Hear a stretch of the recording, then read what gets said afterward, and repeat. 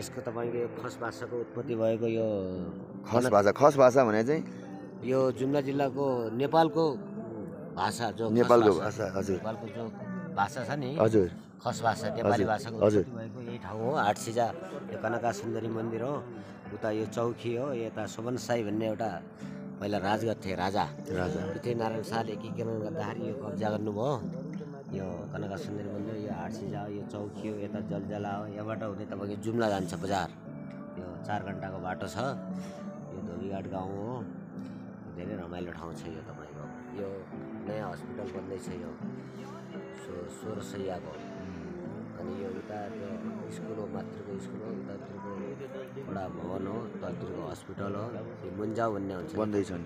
अनि यताबाट हेर्दाखेरि यो सर्पको मुख जस्तो र आँखा जस्तो देखिन्छ। यो ट्याक्कै हेर्दाखेरि यो सर्पको ठ्याक्कै नदी हेर्दाखेरि यो नदी हेर्दाखेरि ठ्याक्कै सर्पको आँखा जस्तो मुख देख्छु है।